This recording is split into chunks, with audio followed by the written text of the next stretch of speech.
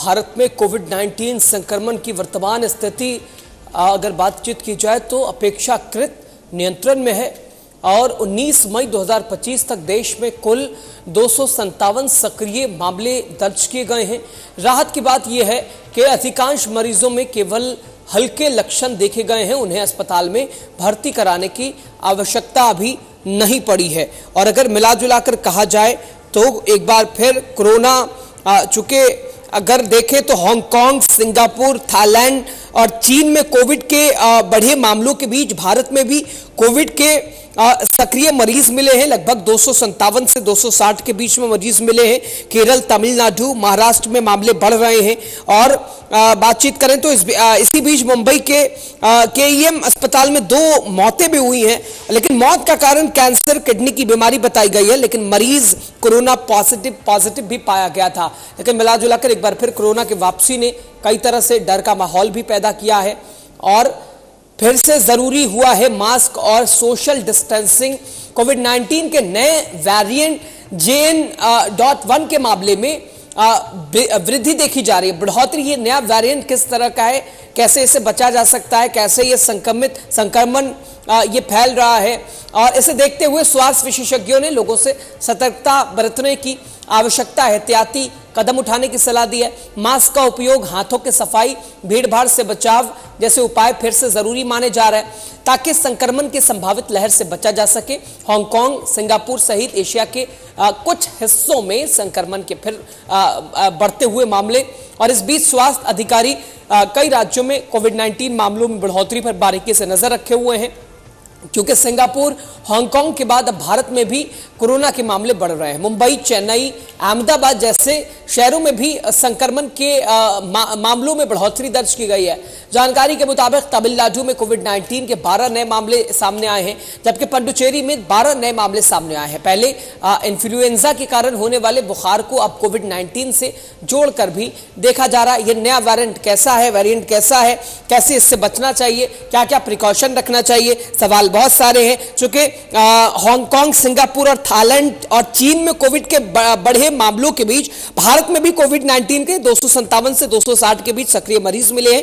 केरल, तमिलनाडु, महाराष्ट्र में मामले बढ़ रहे हैं और सवाल कई हैं, ये कैसा वेरिएंट है, कैसे ये फैला है, कैसे बचा जा सकता है, और नई लहर पहले से ज्यादा अलग कैसे है, दोनों में डिफरेंस कितना है, और लक्षण अगर बात करें तो लक्षण पहले से कैसे अलग है, पुरानी वैक्सीन क्या अभी भी असरदार है, बूस्टर डोज जरूरी है, नहीं है, तमाम विषय, बहुत सारे सवाल हैं। इन्हीं तमाम विषयों का हम थोड़ा सा बात करेंगे, थोड़ा समझने की कोशिश करेंगे। खास डॉक्टर 2 हमारे साथ जुड़ रहे हैं और सीधे तौर पर उनसे बातचीत करने की कोशिश करेंगे। फिलहाल हमारे साथ डॉक्टर दिवाकर तेजस्वी जी हैं, सीनियर फिजिशियन। सर, आपका बहुत वेलकम, आपका बहुत स्वागत, आपने अपना कीमती वक्त दिया। आप वो लोग हैं जिन्हें हम धरती के भगवान कहते हैं, क्योंकि एक तरह से जीवन देता है भगवान, लेकिन अगर उसे बचाने की जहां नौबत आती है तो वापस एक इंसान को जीवित, आप लोगों की जो भूमिका, जो योगदान आप लोगों का है, अतुलनीय है सर, अमूल्य है। आपको बधाई, आपको शुभकामनाएं, और इस खास कार्यक्रम में आपने समय दिया, आपका बहुत शुक्रिया। समझते यही है डॉक्टर साहब कि ये संक्रमण पहले से अलग कैसे है, और इस नए वेरिएंट से क्या खतरे की इसकी बात करें, ये कैसा वेरिएंट है, कैसे फैला, फिलहाल की सिचुएशन के ऊपर रोशनी डालते हुए डॉक्टर साहब। साउथ ईस्ट एशियन कंट्रीज में आपने बताया, सिंगापुर में, चाइना में, हांगकांग में इसके रोगियों की संख्या में बढ़ोतरी हुई, और चूंकि साउथ के कुछ स्टेट से जहां से लोगों का आना जाना भी लगा रहता है, सिंगापुर से केरला में, तो केरला और साथ ही तमिलनाडु, महाराष्ट्र, इन सब राज्यों में इनके नए संक्रमितों की संख्या बढ़ी है। और जब प्राइमा फेसी जब इसका एनालिसिस किया गया किस तरह का यह वेरिएंट है, तो ओमिक्रॉन का ही सब टाइप पाया गया। और ये वेरिएंट जो है अभी भी जितने अभी तक स्टडीज हुए हैं, जितने केसेस आए हैं, वो फॉर्चुनेटली माइल्डर फॉर्म के हैं, जिसमें कि अस्पताल में भर्ती की आवश्यकता नहीं पड़ी है। और साथ ही साथ लेकिन यहाँ पर यह भी समझने की आवश्यकता है कि यदि ये वेरिएंट 30 म्यूटेशंस के बाद इस तरह का रूप लिया है जो अभी फैल रहा है, जो ओमिक्रॉन से आफ्टर 30 म्यूटेशंस, तो ये ऐसा भी म्यूटेट करने की क्षमता रखता है कि कभी गंभीर वेरिएंट के रूप में न सामने आ जाए। इसके लिए बहुत जरूरी है कि इसके फैलाव को अभी तुरंत रोका जाए, और इसके फैलाव को रोकने के लिए जो पुराने तरीके थे रेस्पिरेटरी इन्फेक्शन को रोकने के लिए, जो पुराने तरीके हैं जिसमें कि मास्क का प्रयोग करना, यदि किसी को भी खांसी सर्दी बुखार इस सीजन में हो रहा है तो उसे आइसोलेशन में रहना चाहिए, मतलब कि उसको अपने को अलग रखना चाहिए जब तक कि वो पूरी तरह से क्योर ना हो जाए, क्योंकि ये फ्लू भी हो सकता है, वो भी अच्छे तेजी से फैलता है नाक के सिक्रीशन छींकने से खांसने से, और ये कोविड भी हो सकता है जो तेजी से फैलता है। अगर ये इसका संक्रमण जो नए संक्रमण आए हैं उसमें दो चीजें देखी गई हैं। हाँ। पहला कि संक्रामक तो ज्यादा है, एक से दूसरे में फैलने की संभावनाएं बहुत प्रबल हैं अन्य वेरिएंट्स के अपेक्षा में, लेकिन ये गंभीर नहीं है। लेकिन ये जब एक से दूसरे में तेजी से फैलेगा और ह्यूमन बॉडी को इन्फेक्ट करेगा और उसके अंदर फिर मल्टीप्लाई करेगा बहुत तेजी से, तो होस्ट के अंदर जब वायरस का मल्टीप्लिकेशन होता है तो उसमें और म्यूटेशंस की संभावनाएं बनती हैं, और जब भी मल्टीप्लाई करता है तो म्यूटेशंस कुछ बेनिफिशियल्स वायरस के लिए होते हैं और कुछ डिलेट्रियस होते हैं वायरस के लिए, जो उनको और कमजोर बना देते हैं, कुछ उनको मजबूत बना देते हैं और ह्यूमन बॉडी को गंभीर इंफेक्शन देने को उनको सक्षम बना देते हैं। तो इस स्थिति में वो और ज्यादा म्यूटेट न हो और अभी कंट्रोल में आ जाए, इसके लिए हम सबों को बहुत सावधान रहने की आवश्यकता है। और जो भी प्रोसेस है इसके इन्फेक्शन को रोकने का, जैसे सबसे पहले कोई भी इन्फेक्टेड पर्सन भीड़ भाड़ में न जाए, वो आइसोलेशन में रहे, मास्क का प्रयोग करें, अनायासी भीड़ भाड़ में वाले इलाके में भी अवॉइड करें, और उसके साथ हैंड हाइजीन मेंटेन करें, हाथों को साफ रखें, जिससे कि जी कहीं कोई भी इन्फेक्शन फोमाइट्स कहीं भी है सरफेस पर आपके नाक में मुंह में ना चला जाए, इन सब बातों का ध्यान रखना बहुत जरूरी है। डॉक्टर साहब, ये नया वेरिएंट पिछले वाले से कैसे अलग है? इसका जो नाम JN.1 कैसे पड़ा, कैसे इसे देखा जा रहा है, और पिछले संक्रमण से कितने ज्यादा हमें सावधान रहने की जरूरत है? इसके फैलाव से कैसे बचा जा सकता है विशेष प्रिकॉशन के साथ, डॉक्टर साहब? देखिए, ये JN.1 वेरिएंट है, ये ओमिक्रॉन का ही सब वेरिएंट है। जो डेल्टा वेरिएंट था जो बहुत गंभीर रूप से हम सबों को प्रभावित किया और बहुत सारी मौतें भी हुई, उससे ये बहुत डिफरेंट है, क्योंकि ये संक्रामक है लेकिन वायरलेंस इसका नहीं है। लंग्स के अंदर में जितनी तेजी से फाइब्रोसिस करने की क्षमता डेल्टा में थी, वैसी क्षमता इसमें नहीं है इस वायरस में। और इस कारण से जैसे फ्लू के अवसर जाते हैं, सीजन में फ्लू बढ़ जाता है, कभी नया वेरिएंट्स आ जाता है, उसी तरह अब कोरोना वायरस एंडेमिक है, हमेशा से प्रेजेंट है, लेकिन कभी कभी उसके वेरिएंट्स चेंज करते हैं और अपने को संक्रामक बना लेते हैं, कि जिससे एक से दूसरे में इन्फेक्शन की संभावना प्रबल हो जाती है, तो इस तरह के अवसर दिखते हैं। लेकिन अभी तक वायरलेंस बहुत नहीं दिखा है कि जैसा डेल्टा वायरस उस तरह का वायरलेंस नहीं है। लेकिन इस वेरिएंट के अगेंस्ट भी जो वैक्सीन अभी तक बने हुए थे वो कारगर होते हैं, लेकिन विशेषकर सावधान रहना है जिन्हें, वो है यदि कोई हाई डायबिटिक है, जो अनकंट्रोल डायबिटीज के रोगी है, या किडनी ट्रांसप्लांट के रोगी हैं, या इम्यूनोसप्रेसिव ड्रग पर है, कैंसर के रोगी हैं, उनको दवाइयां चल रही हैं, प्रेगनेंसी है, उसके साथ साथ HIV है, इम्यूनोसप्रेशन स्थिति है, तो इन सब लोगों को बहुत सावधान रखना है। ओल्ड एज के लोग हैं, क्योंकि उसमें यह माइल्ड वेरिएंट भी सीवियरिटी में परिवर्तन हो सकता है और ये गंभीर इन्फेक्शन दे सकता है। तो इन लोगों को भी बहुत बचाव रखना आवश्यक है। लेकिन अभी भी जितने लोग वैक्सीनेटेड नहीं, उन्हें वैक्सीन लेने की आवश्यकता है, और इस वायरस के फैलाव को अभी तत्काल रोक देने की आवश्यकता है, क्योंकि इसे मौका नहीं मिले कि ये और कोई नया वेरिएंट। अच्छा, क्या पुरानी वैक्सीन जो हम लोगों ने ली थी अभी भी असरदार होगी वो? जी,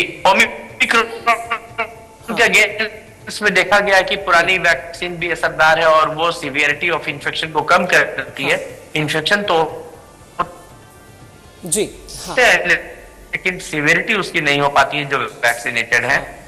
तो पुरानी वैक्सीन भी असरदार है, और जो बूस्टर लेने की जिन्हें भी जरूरत है वो बूस्टर भी ले सकते हैं अपने चिकित्सक के देखरेख से। अच्छा, इसके JN.1 के सिम्टम क्या हैं डॉक्टर साहब? इसके ऊपर थोड़ा सा समझ चुके, अभी मौसम थोड़ा सा बदल भी रहा है, ऑलमोस्ट बहुत सारे ऐसे लोग हैं, धूप है, दिन में बहुत ज़्यादा धूप है, कभी वो कोई AC में आता है, AC से निकलता है, बाहर गर्मी है, तो टेम्परेचर को लेकर भी लोगों को जुकाम, खांसी, सर्दी, ये बदलते मौसम में जो चीज़ें होती हैं वो, तब ऐसे में कैसे समझा जाए कि ये वो संक्रमण है या नॉर्मल वायरल है?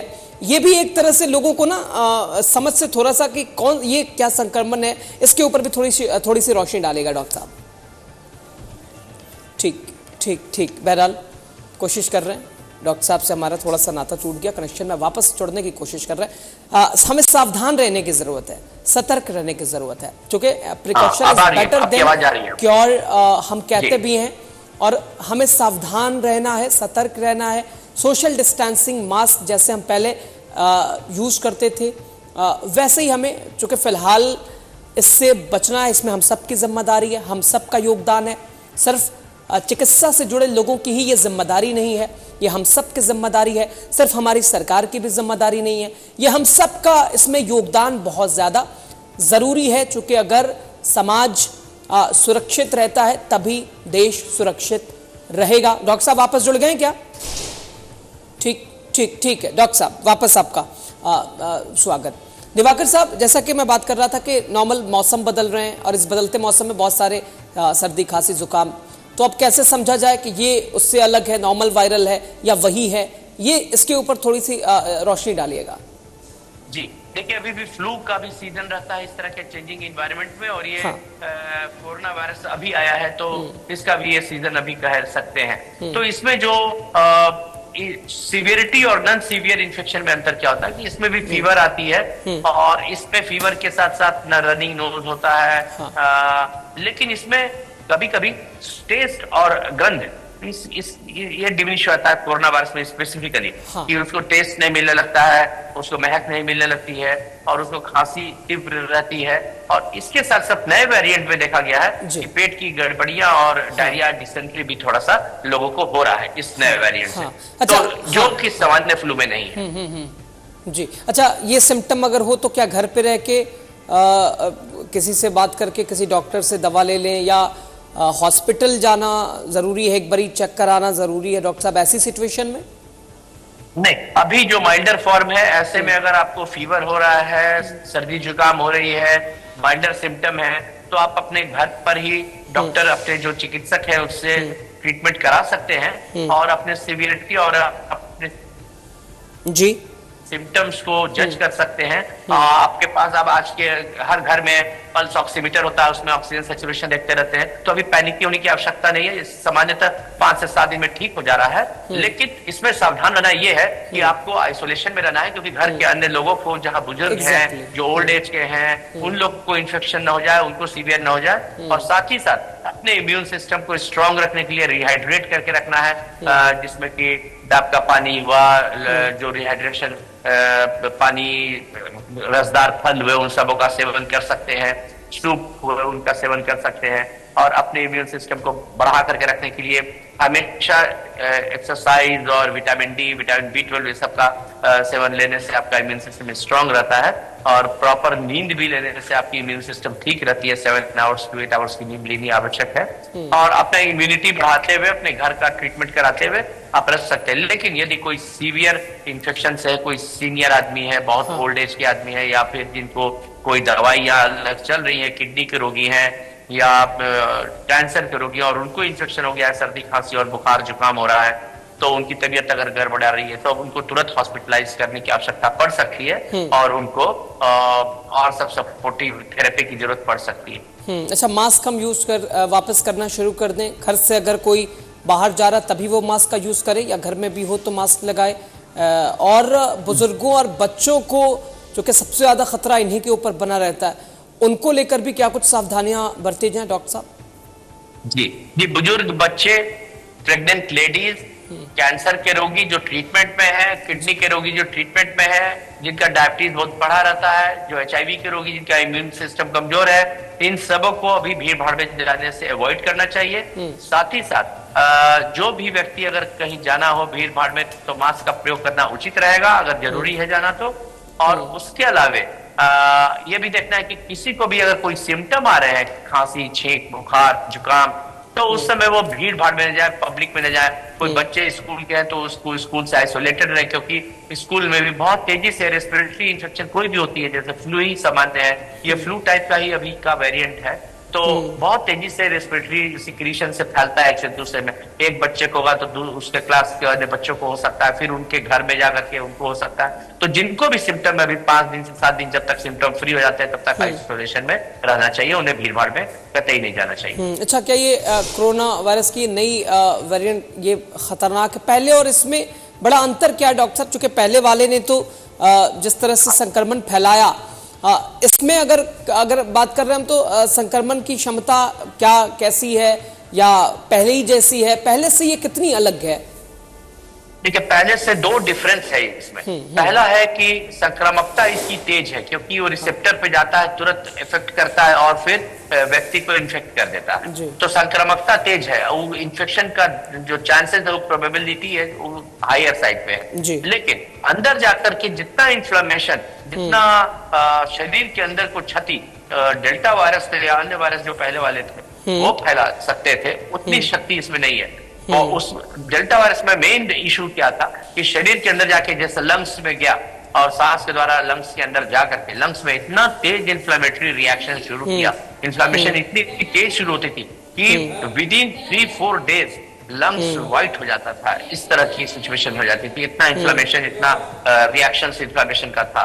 अन्य ऑर्गन्स को भी जाकर के, पेनक्रियास को जाकर के इतना इन्फ्लेम्ड कर देता था बहुत कम समय में कि वो इंसुलिन बनाना बंद करता था। इंसुलिन जब प्रोडक्शन नहीं, बहुत लोग को डायबिटीज होने लगे थे उस वेरिएंट से। लेकिन ये उतना इन्फ्लेमेशन अंदर में नहीं कर पा रहा है, इन्फेक्शन कर दे रहा है, लेकिन इन्फ्लेमेशन बॉडी के अंदर में रिएक्शन जो बॉडी के अंदर का उतना तीव्र, उतना हाइपर इम्यून स्टेटस को नहीं कर पा रहा है, जिससे कि बॉडी का इम्यून सिस्टम जो है इस पर हावी होते हुए धीरे धीरे वायरस को क्लियर कर दे रहा है। तो इसलिए ये 5 से 7 दिन में अमूमन बॉडी उस पर हावी हो जा रही है, हमारे जो इम्यून सिस्टम एक्टिव होकर के उस वायरस को क्लियर करके आपको सेफ्टी में पहुंचा दे। अच्छा डॉक्टर, जैसे अभी हम लोग हाँ कह लीजिए। हाँ, यहीं पर यदि किसी का भी इम्यून सिस्टम कॉम्प्रोमाइज है, कमजोर है, जैसे कैंसर के रोगी हैं, उनको दवाइयां चलती है जो इम्यून सिस्टम को कॉम्प्रोमाइज करके रखता है, कमजोर करके रखता है कि ऑर्गन रिजेक्शन ना हो जाए, या HIV का एडवांस केसेस है, या प्रेगनेंसी है, या अनकंट्रोल्ड डायबिटीज है, तो उनको विशेष सचेत रहने की आवश्यकता है, क्योंकि यही उनमें सीवियर इन्फ्लेमेशन कराने की क्षमता रख सकता है। इसलिए उन लोगों को जिसमें कि थोड़ी भी इम्यून सिस्टम की कॉम्प्रोमाइज स्थिति है, उनको बहुत सचेत रहना है। अच्छा, एक चीज और, चूंकि जैसा कि हम लोग बात कर रहे थे अभी, नॉर्मल खांसी सर्दी जुकाम अगर किसी को, चूंकि आजकल मौसम भी बदल रहा, तो अब कैसे ये समझें कि ये सामान्य है या ये कोविड का ही एक हिस्सा है? देखिए, ये कंफर्मेटरी, चूंकि फ्लू के और कोविड के सिम्टम्स बहुत मिलते जुलते हैं और माइल्डर कोविड के सिम्टम्स, तो ऐसी स्थिति में जो सिक्रीशन होता है, आप कोविड का हर जगह टेस्ट किट अवेलेबल है, ऑनलाइन भी अवेलेबल है, वो लेने पर नेजल स्वाब से तुरंत में पॉजिटिव आ जाता है, अगर कोविड है वो पता चल जाता है। और अगर सिम्टम देखते हैं तो सीवियर कोविड से तो आप डिफरेंस करते हैं इसमें सामान्य फ्लू में, लेकिन सामान्य फ्लू और कोविड के फ्लू के फीवर में और रनिंग नोज या सर्दी खांसी में अंतर, एक मेन 2 अंतर है, जिसमें कि आपको कोविड अगर होता है तो आपका स्मेल का पावर बहुत तेजी से खत्म हो जाता है और टेस्ट भी बहुत तेजी से खत्म हो जाता है। टेस्ट बड और स्मेल के रिसेप्टर्स पर वो एक्ट करता है ये कोविड का वायरस। और साथ ही साथ थोड़ा पेट भी, डायरिया, डिसेंट्री टाइप का चीज, पेट में गड़बड़ियां, ये भी इस नए वेरिएंट में देखी गई हैं। फ्लू में सामान्यतः नाक का बहना, छींक आना, सर्दी होना, माथा जकड़ा रहना, ये सब होता है, लेकिन सामान्यतः टेस्ट और स्मेल जो है उसमें नहीं जाता है। अच्छा, ऐसे में कौन कौन सी दवाइयाँ मेडिसिन बिना डॉक्टर के सलाह के हमें नहीं लेनी चाहिए? क्योंकि बहुत सारे ऐसे लोग हैं, नॉर्मल सर्दी, सर दर्द, जुकाम, पेट दर्द, फीवर, इसको लेकर कोई सी भी फार्मेसी से कोई भी मेडिसिन लेके, वो ऐसे में कौन सी वो मेडिसिन डॉक्टर साहब जो कि बिना डॉक्टर के सलाह के ऐसी सिचुएशन में उससे बचना चाहिए? देखिए, ये बहुत इंपॉर्टेंट चीज है, क्योंकि पिछली बार हम लोग देखे कि कोविड जब आया तो एक पैनिक तरह का हो गया था और सभी लोग, कोई किसी चीज का पपीता का पत्ता, तो कोई किसी का पत्ता आप लेकर के पीना शुरू कर रहे थे, और कभी देखा गया और लैंसेट जर्नल में भी निकला, इतना ज्यादा कुछ लोग घबरा करके पी लिए जो डिफरेंट तरह के पत्ते का मिश्रण, कि उनके लीवर पर असर आ गया और बहुत सारे का लीवर सिरोज हो गया था उस स्थिति में। तो ऐसी स्थिति में देखना है कि अगर आपको सामान्य कॉमन कोल्ड, फीवर और ये है, तो एक आप अगर आप नॉर्मल स्थिति में हैं तो सबसे सेफ दवाई इसमें जो होती है वो प्लेन पैरासिटामोल होता है फीवर उतारने के लिए। अगर 2 से 3 दिन में आपका फीवर, आपको सिम्टम्स में इंप्रूवमेंट लग रहा है पैरासिटामोल से, और जो एंटी एलर्जिक दवाइयां होती हैं जो आपके छींक को, सर्दी को, आंख की पिलाली को कम करती है, सेफ एंटी एलर्जिक दवाई होती है, डिकंजेस्टेंट होते हैं, ड्रॉप्स होते हैं नेजल, और कुछ दवाइयां भी डिकंजेस्टेंट वाली होती है, वो आप 2 से 3 दिन में अगर आपको सुधार नहीं होता है तो आपको चिकित्सक से जरूर दिखवा लेना चाहिए। और घर पर रहते हुए जो आप अपना ले सकते हैं सेफली, वो है आपका रसदार फलों का सेवन कर सकते हैं आप। डाब का पानी अपने को रिहाइड्रेट करके रखना बहुत जरूरी है, उस शरीर के अंदर में पानी, लवण की कमी ना हो उसकी जरूरत है। और शरीर आपके अंदर में इम्यून सिस्टम स्ट्रांग रहे उसके लिए जो मल्टीविटामिन होते हैं, जो विटामिन डी होती है, वो सब आपके शरीर में जो उचित मात्रा है उतने में रहे, इसके भी आपको शुरू से ध्यान में रखना चाहिए कि उसमें इसेंशियल माइक्रोन्यूट्रिएंट्स की कमी नहीं आए, क्योंकि जिसमें देखा गया कि जिसमें इसेंशियल माइक्रोन्यूट्रिएंट्स की कमी रहती है उसमें ये सब इन्फेक्शन थोड़ा सीवियरिटी के साथ इन्फेक्ट कराते हैं। तो वो नहीं रहे, और घर का ताजा सुपाच्य भोजन जरूर से करें, और आपका घर हवादार रहे इसका ध्यान रखें। और गर्मी में अगर किसी को छींक खांसी हो रही तो बंद कमरे में एसी चला करके रखने से पूरा वायरस उसमें भर सकता है, और उसमें दूसरे व्यक्ति कोई जाएंगे तो उनको तुरंत में अगर प्रोटेक्शन नहीं है तो वो वायरस उनको इन्फेक्ट कर सकता है। तो खिड़की दरवाजा वेंटिलेटेड रहे इसका भी ध्यान रखना बहुत जरूरी है, जिससे कि वो वातावरण में वायरस खत्म हो जाता है हवा के द्वारा, इसके द्वारा उड़ जाता है। लेकिन अगर क्लोज्ड एरिया में अगर वही कोई लगातार छींक रहे हैं, खांस रहे हैं, तो उस वायरस का कंसंट्रेशन उस पर्टिकुलर एरिया स्पेस में ज्यादा है, और कोई भी व्यक्ति उसमें जाएगा तो उसमें तुरंत इफेक्ट करने की, उससे तुरंत संक्रमित हो जाने की संभावनाएं बढ़ जाएंगी। अच्छा डॉक्टर, टेस्टिंग किट के तौर पर कौन सा रखा जा सकता है, किस पर भरोसा किया जा सकता है, और किस सिचुएशन में हमें डॉक्टर से मिलना जरूरी हो जाता है, ऐसी सिचुएशन में खास तौर से?